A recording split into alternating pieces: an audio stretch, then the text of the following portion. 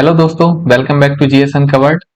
साप्ताहिक current affairs की series को आगे बढ़ाते हुए आज हम इस वीडियो में 27 सितंबर से लेके 10 सितंबर तक की प्रमुख घटनाओं पर चर्चा करेंगे। वैसे इस सप्ताह करंट अफेयर्स बहुत ज्यादा नहीं रही है। जितनी भी घटनाएं हैं उनका मैक्सिमम पार्ट G20 समिट के आसपास ही घूमता है। जो खबरें G20 से संबंधित हैं उनमें ये G20 summit, G20 park, Orissa की 2 महिलाएं, संदेश ऐप, ये चारों खबरों का संबंध G20 से है।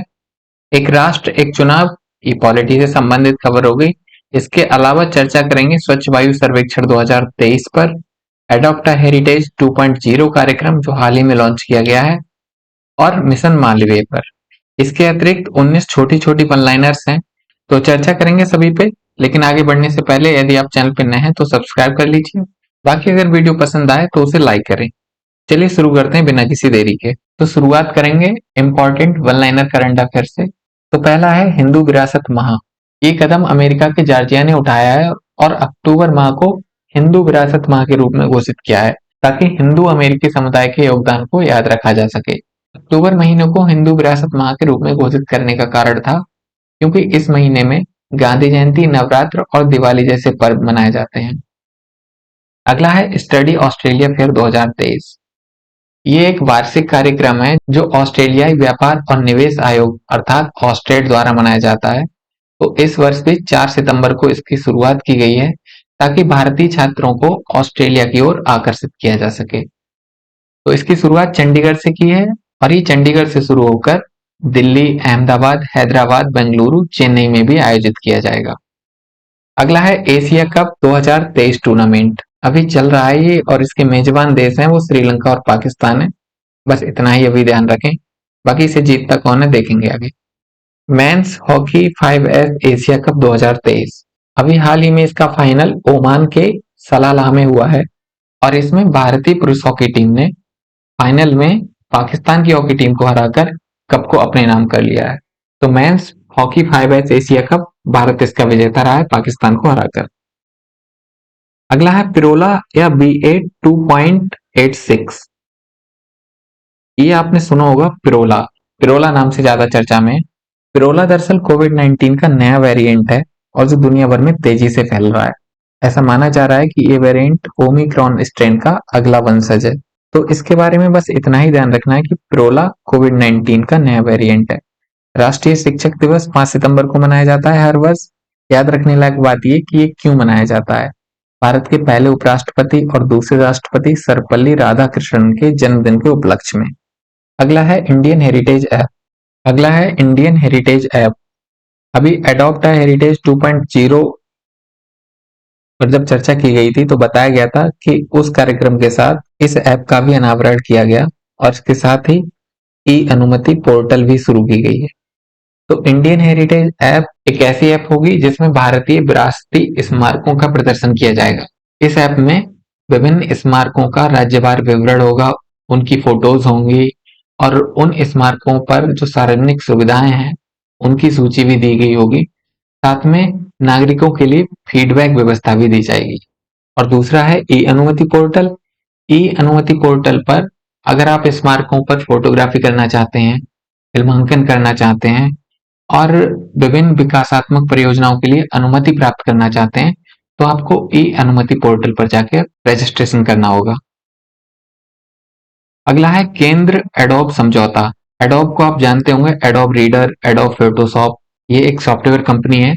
उसने केंद्र सरकार के साथ समझौता किया है ताकि बच्चों को आर्टिफिशियल इंटेलिजेंस मतलब AI सिखाने में मदद मिल सके। तो केंद्र और एडोब समझौता बच्चों को AI सिखाने में मदद के लिए है। अगला है मुख्यमंत्री मेधावी छात्र प्रोत्साहन योजना। इस नाम से विभिन्न राज्य योजनाएं लॉन्च करते हैं। हाल ही में उड़ीसा सरकार ने मेडिकल और इंजीनियरिंग में उच्च अध्ययन करने वाले जो अनुसूचित जाति और अनुसूचित जनजाति के छात्र हैं उनको वित्तीय सहायता प्रदान करने की बात कही है। ऐसा बताया गया है कि जो छात्र इस योजना के पात्र होते हैं उनको पूरी फीस की प्रतिपूर्ति की जाएगी। अगला है स्टंप टेल्ड मकाक। ये मकाक चर्चा में इसीलिए आया क्योंकि इसको मिजोरम के आइजोल जूलॉजिकल पार्क से दिल्ली के चिड़ियाघर में लाया जा रहा है और इसके बदले में आइजोल में 3 सिल्वर तीतर भेजे जाएंगे। अगला है जीरो ड्राफ्ट संधि। ये न्यूज बहुत ज्यादा इंपॉर्टेंट नहीं है, लेकिन फिर भी अगर क्वेश्चन आ जाए कि जीरो ड्राफ्ट संधि किस चीज से संबंधित है, तो ये प्लास्टिक प्रदूषण से संबंधित है और ये एक कानूनी रूप से बाध्यकारी संधि है। तो जीरो ड्राफ्ट संधि प्लास्टिक प्रदूषण को समाप्त करने के लिए है, कानूनी रूप से बाध्यकारी। अगला है मून स्नाइपर। भारत की चंद्रयान 3 की सफलता के साथ विभिन्न देश चंद्रमा पर अपनी पहुंच बनाने के प्रयास कर रहे हैं। इसी क्रम में जापानी स्पेस सेंटर अर्थात जाक्सा ने अपने रॉकेट जिसका नाम है एच सेकंड ए, इसके जरिए एक smart lander for investigating moon और एक x-ray imaging and spectroscopy mission को लॉन्च किया है। इस पूरे मिशन को मून स्नाइपर मिशन कहा जा रहा है और ये जो मिशन है इसे जापान, नासा और यूरोपियन स्पेस एजेंसी ने मिलकर बनाया है और ये फरवरी 2024 में चंद्रमा की सतह पर लैंड करेगा। तो मून स्नाइपर का संबंध जापान से, ध्यान रखेंगे। अगला है पर्यटक स्मार्ट कार्ड। G20 शिखर सम्मेलन में यात्रियों की संख्या में बढ़ोतरी की उम्मीद से दिल्ली सरकार ने या फिर दिल्ली मेट्रो कॉरपोरेशन ने 36 स्टेशनों पर समर्पित काउंटरों के माध्यम से पर्यटक स्मार्ट कार्ड बेचने की योजना बनाई। अगला है 20वां आसियान भारत शिखर सम्मेलन और 18वां पूर्वी एशिया शिखर सम्मेलन। तो ये जो दोनों सम्मेलन है इनका आयोजन जकार्ता में किया गया है और इसमें ध्यान रखने लायक बस यही बात है कि 20वां आसियान भारत शिखर सम्मेलन और 18वां पूर्वी एशिया शिखर सम्मेलन का आयोजन इंडोनेशिया की राजधानी जकार्ता में हुआ है। इसमें एक फैक्ट जो आप अगर ध्यान रखना चाहें तो रख सकते हैं कि आसियान भारत शिखर सम्मेलन में आसियान और भारत के सहयोग को मजबूती प्रदान करने के लिए भारतीय प्रधानमंत्री द्वारा 12 सूत्रीय प्रस्ताव को प्रस्तुत किया गया, जो संबंधित होगा कनेक्टिविटी से, डिजिटल परिवर्तन से, व्यापार और आर्थिक जुड़ाव से, समकालीन चुनौतियों के समाधान से, लोगों के बीच संपर्क को मजबूत करने से। अगला है प्रोजेक्ट नमन। इस प्रोजेक्ट को भारतीय सेना द्वारा शुरू किया गया है ताकि पूर्व सैनिकों और शहीदों के परिवारों को समर्थन दिया जा सके, इसके अलावा उनको सहायता प्रदान की जा सके। इसका उद्देश्य है पूर्व सैनिकों के पुनर्वास और नागरिक समाज में उनके पुनः एकीकरण की सुविधा को प्रदान करना और साथ ही उन बहादुर सैनिकों के बलिदान को याद रखना, उनका सम्मान करना जिन्होंने देश की रक्षा के लिए अपने प्राण त्याग दिए। अगला है भारत का पहला यूपीआई एटीएम। इस एटीएम को 5 सितंबर को लॉन्च किया गया था हिटैची पेमेंट सर्विसेज द्वारा। ये भारत में अपनी तरह का पहला एटीएम है, इसीलिए इसको याद रखना जरूरी है। ये एक व्हाइट लेवल एटीएम होगा और इसको विकसित किया है भारतीय राष्ट्रीय भुगतान निगम एनपीसीआई द्वारा, जिसके द्वारा यूपीआई को रन किया जाता है। अगला है क्वाड समूह। क्वाड समूह के चर्चा में आने का कारण है कि 26 जनवरी 2024 को गणतंत्र दिवस की परेड में क्वाड समूह के नेताओं को आमंत्रित करने की योजना बनाई जा रही है। तो क्वाड समूह है क्या, ये आपको पता होगा। इसमें 4 देश शामिल हैं, इंडिया, ऑस्ट्रेलिया, जापान और अमेरिका।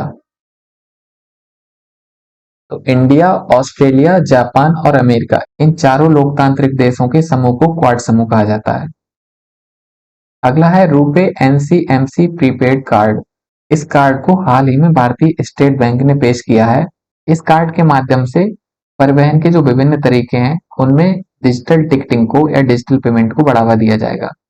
जैसे अगर आप मेट्रो में यात्रा करते हैं, बस में यात्रा करते हैं, वाटर फेरी में यात्रा करते हैं, पार्किंग में अपने वाहन खड़े करते हैं, तो उसके लिए आप इस कार्ड का इस्तेमाल कर सकते हैं।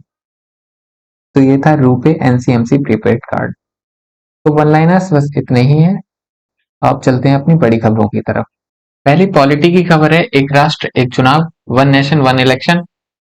इसकी चर्चा तो आप बहुत पहले से सुन रहे होंगे और कई सालों से इस पे विचार विमर्श होता रहा है। अभी हाल ही में फिर इसको लेके माहौल गर्मा गया क्योंकि केंद्र सरकार ने एक राष्ट्र एक चुनाव योजना की व्यवहार्यता का पता लगाने के लिए एक समिति का गठन किया है, जिसकी अध्यक्षता पूर्व राष्ट्रपति श्री रामनाथ कोविंद जी करेंगे। तो पूर्व राष्ट्रपति श्री रामनाथ कोविंद की अध्यक्षता में वन नेशन वन इलेक्शन की प्रैक्टिकलिटी को अर्थात व्यवहार्यता को जांचने के लिए एक समिति का गठन किया गया है और इस समिति के अन्य जो सदस्य होंगे उनमें गृह मंत्री अमित शाह, वित्त आयोग के पूर्व अध्यक्ष एन के सिंह, इसके अलावा लोकसभा के पूर्व महासचिव सुभाष सिंह कश्यप भी शामिल हैं। सुभाष सिंह कश्यप के बारे में आप लोग जानते होंगे, ये एक संवैधानिक विशेषज्ञ हैं। तो देखते हैं एक राष्ट्र एक चुनाव योजना है क्या। कि जब भी हम बात करते हैं एक राष्ट्र एक चुनाव की, तो उसका संदर्भ किस चीज से लगाया जाना चाहिए। अगर आप ऐसा सोचते हैं कि एक राष्ट्र एक चुनाव का अर्थ लोकसभा और विभिन्न राज्यों की विधानसभाओं का चुनाव एक ही दिन कराया जाए, तो ये गलत है। इसका सही अर्थ है लोकसभा और विभिन्न राज्यों की विधानसभाओं और साथ में केंद्र शासित प्रदेशों की जिनमें विधानसभा हैं, उनके चुनाव का एक समय पर आयोजन। तो राज्यों और केंद्र शासित प्रदेशों की विधानसभाओं और लोकसभा का चुनाव एक समय पर कराना ही एक राष्ट्र एक चुनाव योजना है। क्या ऐसा पहले कभी हुआ था? तो बिल्कुल। जो पहला आम चुनाव हुआ था 1951-52 में, उसमें इसी पद्धति से चुनाव कराए गए थे और ये प्रथा चली थी लगभग 1967 तक, क्योंकि इस समय तक विभिन्न राज्यों में और केंद्र में एक ही दल का शासन था और वो दल था कांग्रेस। फिर 1967 के बाद जब राज्यों में अलग अलग पार्टियों की सरकारें बनने लगी और कुछ राज्यों में राष्ट्रपति शासन लागू किए जाने लगे, तो ये चक्र टूट गया। अगर बात करें कि पहली बार ये चक्र कब टूटा, तो वो 1959 में टूटा था, क्योंकि 1959 में केरल की तत्कालीन सरकार को बर्खास्त कर दिया गया था और वहां पर अनुच्छेद 356 के तहत राष्ट्रपति शासन को लागू किया गया था। आपने पॉलिटी में अनुच्छेद 356 के बारे में पढ़ा होगा कि यदि किसी राज्य में संवैधानिक तंत्र विफल हो जाता है, तो वहां पर राष्ट्रपति अनुच्छेद 356 के तहत राष्ट्रपति शासन की घोषणा कर सकता है। आगे है अगस्त 2018 में न्यायमूर्ति बी.एस. चौहान की अध्यक्षता में भारतीय विधि आयोग ने भी एक राष्ट्र एक चुनाव के मसौदा को समर्थन दिया था, लेकिन उन्होंने कहा था कि वर्तमान जो संवैधानिक ढांचा है, इसके साथ इस योजना को लागू करना संभव नहीं है। इसके लिए उचित संशोधन करने की आवश्यकता है और उन्होंने मुख्य रूप से 1951 के जन प्रतिनिधित्व अधिनियम में, आपने सुना होगा जिसे आरपीए एक्ट बोलते हैं, रिप्रेजेंटेशन ऑफ पीपल एक्ट, इसमें संशोधन की बात कही थी। इसके अलावा 1999 के बीपी जीवन रेड्डी की अध्यक्षता वाले विधि आयोग ने भी एक राष्ट्र एक चुनाव योजना को समर्थन दिया था। अगर हम बात करें वर्तमान में अरुणाचल प्रदेश, सिक्किम, आंध्र प्रदेश, उड़ीसा, इन राज्यों के चुनाव लोकसभा के चुनाव के साथ संपन्न होते हैं। अगला है G20 समिट 2023। ये पूरा सप्ताह जितने भी न्यूज चैनल्स हैं, अखबार हैं, उन सब में G20 की खबरें भर भर के आई हैं, क्योंकि इस बार G20 की अध्यक्षता भारत कर रहा है, ये सबको पता होगा। और 9 और 10 दिसंबर को G20 का शिखर सम्मेलन दिल्ली के भारत मंडपम परिसर में आयोजित हुआ। तो जानेंगे इसके वो सभी फैक्ट जो एग्जाम के लिए जरूरी हैं और जो अभी चर्चा में आए हैं। इसके अलावा और कुछ खबरें आती हैं तो उन पे चर्चा की जाएगी आगे, लेकिन अभी जानते हैं 18वें G20 शिखर सम्मेलन के बारे में। तो इस बार जो संस्करण है वो 18वां है, ये ध्यान रखेंगे आप। इसका लोगो खिलता हुआ कमल है, ये पहली इमेज देख पा रहे होंगे जिसमें G20 के साथ खिलता हुआ कमल जिसपे पृथ्वी दिखाई गई है, ये इस वर्ष का लोगो है। और इस वर्ष की थीम है वसुधैव कुटुंबकम, one earth, one family, one future. इसका आयोजन भारत मंडपम परिसर नई दिल्ली में किया गया था, जो प्रगति मैदान में है। ये आप जानते होंगे, अगर आपने करंट अफेयर्स की वीडियोस भी देखी होंगी पहले, तो उसमें जिक्र किया गया था कि भारत मंडपम परिसर का उद्घाटन भी इसी वर्ष 26 जुलाई को प्रधानमंत्री मोदी जी ने किया था और ये भारत का सबसे बड़ा कन्वेंशन सेंटर है। विभिन्न तरह की मीटिंग्स और शिखर सम्मेलनों का आयोजन इसी परिसर में किया जाया करेगा। इस परिसर के बाहर नटराज की प्रतिमा लगाई गई है, 28 फुट ऊंची प्रतिमा। ये दूसरी इमेज में आप देख पा रहे होंगे। ऐसा माना जा रहा है कि विश्व की सबसे ऊंची नटराज की प्रतिमा है। इसके बारे में भी फैक्ट पिछली करंट अफेयर्स में बता दिए गए हैं, लेकिन फिर भी हम आगे इसकी चर्चा करेंगे। पहली G20 शेरपा बैठक 2023 उदयपुर राजस्थान में हुई। ये जरूरी है क्योंकि G20 की मुख्य बैठक दो ही होती हैं, जिनमें पहली शेरपा बैठक होती है। इसके अलावा दूसरी जो बैठक होती है वो वित्त मंत्रियों और केंद्रीय बैंकों के गवर्नरों की बैठक होती है, क्योंकि G20 का एस्टेब्लिशमेंट या इसकी स्थापना भी इसी पर्पज से की गई थी, ताकि विभिन्न देशों के वित्त मंत्री और केंद्रीय बैंकों के गवर्नर आपस में मिल सकें।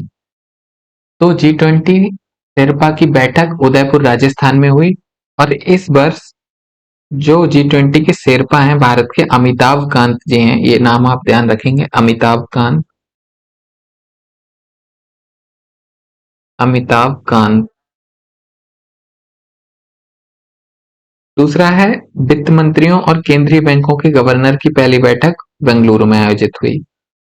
तो शेरपा की बैठक उदयपुर राजस्थान में और वित्त मंत्रियों और केंद्रीय गवर्नरों की बैठक बेंगलुरु में। G20 है क्या? G20 की फुल फॉर्म है ग्रुप ऑफ 20 और इसकी स्थापना 1999 में की गई थी। जब एशियाई वित्तीय संकट आया था तो उसके बाद एक ऐसे मंच की तलाश की जा रही थी जिसमें वित्त मंत्री और केंद्रीय बैंकों के गवर्नर आपस में वैश्विक आर्थिक और वित्तीय मुद्दों पर चर्चा कर सकें। तो उसी मंच के रूप में G20 की स्थापना की गई और इस भारत इस ग्रुप का 1999 से ही सदस्य है, ये भी आप ध्यान रखेंगे। G20 में सदस्य देशों की बात की जाए तो इसमें कुल 20 सदस्य हैं और इन 20 सदस्यों में से 19 देश हैं और एक यूरोपीय संघ है जिसे यूरोपियन यूनियन भी कहते हैं। तो कुल मिला के 19 देश प्लस एक यूरोपियन यूनियन मतलब EU, तो ये हो गए 20। ये जो 19 देश हैं ये यहाँ लिखे गए हैं, आप देख सकते हैं। अर्जेंटीना, ऑस्ट्रेलिया, ब्राजील, कनाडा, चीन, France, Germany, Bharat, Indonesia, Italy, Japan, Korea गणराज्य, मैक्सिको, रूस, सऊदी अरब, दक्षिण अफ्रीका, तुर्की, यूनाइटेड किंगडम और संयुक्त राज्य अमेरिका। इस वर्ष के G20 सम्मेलन में एक और सदस्य को शामिल किया गया है, तो ये G20 से G21 हो जाएगा। हालांकि इसका आधिकारिक नाम G20 ही रहेगा या G21 होगा, इस बारे में कोई जानकारी नहीं है। लेकिन जो 21वां सदस्य है वो कोई एक देश ना होकर के एक यूनियन है, एक संघ है जिसे अफ्रीकी यूनियन या अफ्रीकन यूनियन कहते हैं। इसमें अफ्रीकन यूनियन में कुल 55 देश शामिल हैं, तो अफ्रीकन यूनियन G20 का 21वां सदस्य होगा।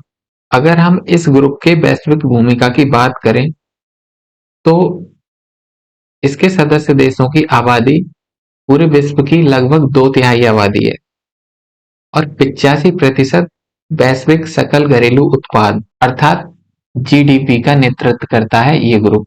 इसके अलावा 80% वैश्विक निवेश और 75% वैश्विक व्यापार का प्रतिनिधित्व करता है। अगर हम बात करें पहले G20 शिखर सम्मेलन का आयोजन कहाँ किया गया, तो वो 2008 में वॉशिंगटन DC अमेरिका में किया गया था। अमेरिका की राजधानी वॉशिंगटन DC, उसमें सन 2008 में पहले G20 शिखर सम्मेलन का आयोजन किया गया।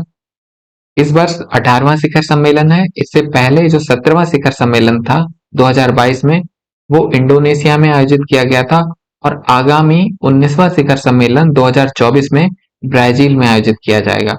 अगर आपने न्यूज देखी होंगी और फोटोज देखे होंगे तो उसमें देखा होगा कि प्रधानमंत्री मोदी ने ब्राजील को G20 शिखर सम्मेलन की अध्यक्षता सौंपी है।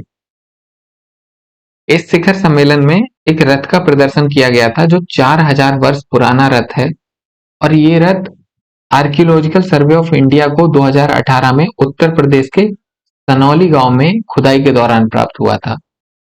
इस रथ की विशेषता ये है कि ये मेसोपोटामिया में मिले रथों के साथ समानता रखता है। तो इसका क्या मतलब निकलता है? इसका मतलब है कि भारत की प्राचीन सभ्यता का मेसोपोटामिया जैसी प्राचीन सभ्यता के साथ सांस्कृतिक आर्थिक लेन देन रहा है। ये खबर नटराज की उसी प्रतिमा से संबंधित है। ये पिछली बार की स्लाइड है, इस पे थोड़ी चर्चा कर लेंगे। ये जो देख रहे हैं आप नटराज की प्रतिमा, इसके बारे में कुछ फैक्ट लिखे हैं, जैसे इसका वजन 19 टन है और ये 8 धातुओं से मिलकर बनी है। ये जो 8 धातुएं हैं इनमें सोना, चांदी, सीसा, तांबा, टिन, पारा, लोहा और जस्ता शामिल है। इस प्रतिमा के जो मूर्तिकार हैं वो श्रीकांत इष्टापति, राधा कृष्ण इष्टापति और स्वामीनाथ इष्टापति हैं। ये तीनों प्रसिद्ध मूर्तिकार देव सेनापति इष्टापति के पुत्र हैं। हालांकि इतना डिटेल्ड में पूछेगा नहीं एग्जाम में, लेकिन एक कॉमन जानकारी के लिए आप याद रखें तो रख सकते हैं, इतना जरूरी नहीं है। इस प्रतिमा की ऊंचाई कुल 28 फीट है। उस 28 फीट में 22 फीट मूर्ति की ऊंचाई है जबकि 6 फीट ऊंचाई उस कुर्सी की है। कुर्सी का मतलब ये जो इमेज आप देख रहे हैं इसमें नीचे का ये जो सेक्शन है ये कुर्सी है, इसकी ऊंचाई 6 फीट है जबकि ये जो मूर्ति है इसकी ऊंचाई 22 फीट है। इस मूर्ति को बनाने के लिए लास्ट वैक्स कास्टिंग विधि अपनाई गई है। ये जो विधि है ये प्राचीन समय में चोल शासन में प्रयोग में लाई जाती थी, इसीलिए इस मूर्ति पर चोल कला का प्रभाव है। अगर ये क्वेश्चन पूछ ले तो आपको ध्यान रखना होगा कि भारत मंडपम परिसर के बाहर स्थापित नटराज की मूर्ति पे चोल कला का प्रभाव है।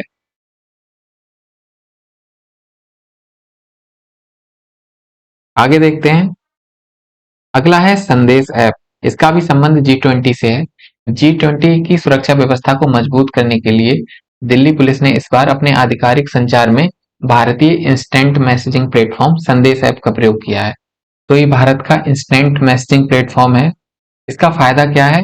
इस ऐप पर यूजर विभिन्न सूचनाओं तक पहुंच सकते हैं, लेकिन उस सूचना को उस व्यक्ति को फॉरवर्ड नहीं कर सकते जो इस ऐप पर रजिस्टर्ड नहीं है, जिसका नंबर संदेश ऐप पर रजिस्टर्ड नहीं है। तो संदेश ऐप को मुख्यतः सरकारी एजेंसियों के बीच संचार व्यवस्था को मजबूत और दुरुस्त बनाए रखने के लिए डिजाइन किया गया था और इसका पहला संस्करण 2020 में लॉन्च किया गया था राष्ट्रीय सूचना विज्ञान केंद्र द्वारा। अगला है ओडिशा की 2 नवोन्मेषी महिला किसान। ये खबर भी आपने चर्चा में सुनी होगी। इस वर्ष G20 शिखर सम्मेलन में उड़ीसा की 2 महिला किसानों को इनवाइट किया गया था, जिनमें एक है कोरापुट जिले से रायमती घुरिया और दूसरी हैं मयूरभंज जिले से सुभाषा महंत। इन दोनों को इनवाइट किया गया ताकि ये दोनों महिलाएं पारंपरिक बाजरा खेती से संबंधित अपनी तकनीकी, अपने वैज्ञानिक तरीके और प्रौद्योगिकी के बारे में अनुभवों को साझा करें। तो इनमें से रायमती घुरिया ने बाजरा कैसे तैयार किया जाता है इस पर अपने विचार दिए और वहीं सुभाषा महंत ने बाजरा की खेती के बारे में लोगों को बताया। तो इन दोनों महिलाओं का नाम आप याद रखेंगे और ये किससे संबंधित हैं ये भी याद रखेंगे। ये तो दोनों महिलाएं ही मिशन शक्ति की सदस्य हैं। मिशन शक्ति के बारे में आप जानते होंगे कि मिशन शक्ति एक मिशन मोड परियोजना है जिसे महिला एवं बाल विकास मंत्रालय ने शुरू किया था और इसकी कार्यान्वयन अवधि जो है वो 21-22 से लेके 2025-26 तक है। इस मिशन का उद्देश्य क्या होगा? इसका उद्देश्य महिला सुरक्षा, संरक्षा और सशक्तिकरण के लिए समर्थन को मजबूत बनाना है। मिशन शक्ति की 2 प्रमुख उपयोजनाएं हैं, जिनमें एक का नाम है संबल, दूसरे का नाम है समर्थ। संबल उपयोजना महिलाओं की सुरक्षा के लिए है, वहीं सामर्थ उपयोजना महिलाओं की सशक्तिकरण के लिए है। तो ये दोनों उपयोजनाएं भी आप ध्यान रखेंगे। अगला है G20 पार्क। वैसे इसका पूरा नाम G20 waste to art park है। ये नीचे आप देख रहे होंगे लिखा हुआ G20 waste to art park अर्थात अपशिष्ट से कला पार्क। ये बड़ा ही नया तरीके का पार्क बनाया गया है दिल्ली में। इस पार्क में G20 देशों की स्मृतियों में मूर्तियां बनाई गई हैं और इस पार्क का निर्माण दिल्ली नगर निगम ने ललित कला अकेडमी के सहयोग से किया है। इसमें कुल 22 मूर्तियां हैं। देखते हैं इस पार्क के बारे में। ये पार्क कौटिल्य मार्ग चाणक्यपुरी में स्थित है और इसे जनता के लिए खोल दिया गया है। इस पार्क का मुख्य आकर्षण G20 देशों के जानवरों और पक्षियों का प्रतिनिधित्व करने वाली कलाकृतियां हैं। इसमें हस्त निर्मित मूर्तियां बनाई गई हैं और इन मूर्तियों में लोहे की छड़ों, ऑटोमोबाइल पार्ट्स, धातु की प्लेट, बेरिंग बाल, कबाड़, तार की जाली, विभिन्न ऐसी सामग्रियों का प्रयोग किया गया है जो वेस्ट हैं, मतलब जो कबाड़ हैं। इस पार्क का निर्माण प्रधानमंत्री मोदी की मिशन लाइफ अर्थात लाइफस्टाइल फॉर एनवायरनमेंट की संकल्पना को ध्यान में रख के किया गया है। इस पार्क में कलाकारों द्वारा जो मूर्तियां बनाई गई हैं उनमें भारत का मोर, यूएसए का बाइसन, ब्राजील का जगुआर, चीन का रेड क्राउन क्रेन, सऊदी अरब का ऊंट, दक्षिण कोरिया का मैगपाई, फ्रांस का मुर्गा, तुर्की का रेड विंग, इटली की स्पैरो और ऑस्ट्रेलिया की एमू के अलावा अन्य मूर्तियां भी हैं। ये इमेज में आप देख पा रहे होंगे कुछ इस तरह की मूर्तियां बनाई गई हैं, जैसे ये शेर है, भालू है, मुर्गा है, इधर सारस है और राइट साइड में प्यारे भारत का मोर और नीचे दक्षिण कोरिया का मैगपाई। अगला है स्वच्छ वायु सर्वेक्षण। अब एनवायरनमेंट से रिलेटेड टॉपिक पे आगे। स्वच्छ वायु सर्वेक्षण 2023 इसको संपन्न कराया था सीपीसीबी ने अर्थात केंद्रीय प्रदूषण नियंत्रण बोर्ड ने। अभी हाल ही में इस सर्वे के तहत सभी श्रेणियों में जो प्रथम 3 विजेता शहर हैं उनको पुरस्कार देने की घोषणा की गई है। तो जानते हैं स्वच्छ सर्वेक्षण 2023 है क्या?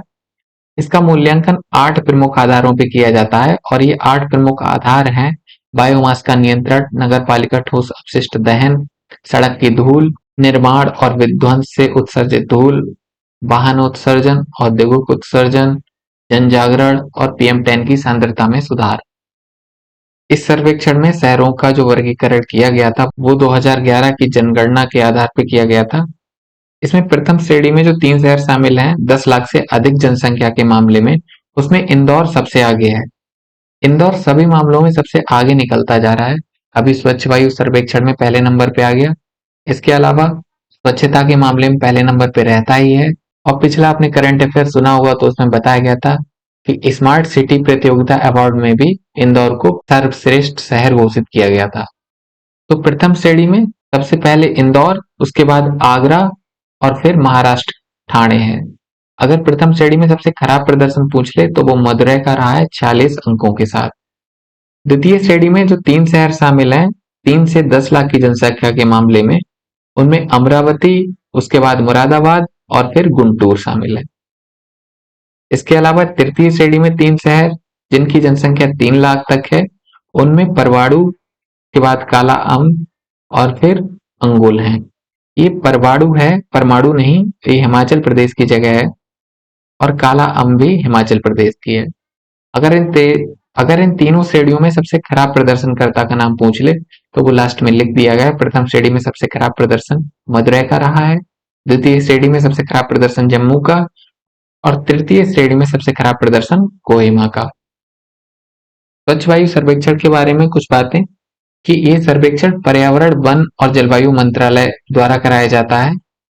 इसमें शहरों को जो रैंक प्रदान की जाती है वो वायु की गुणवत्ता के आधार पर प्रदान की जाती है। इस सर्वेक्षण में वायु की गुणवत्ता के आधार पर रैंक देने के अलावा 131 गैर प्राप्ति शहरों में राष्ट्रीय शहरी कार्य योजना के तहत अनुमोदित गतिविधियों के कार्यान्वयन की निगरानी भी की जाती है। तो गैर प्राप्ति शहर होते क्या हैं?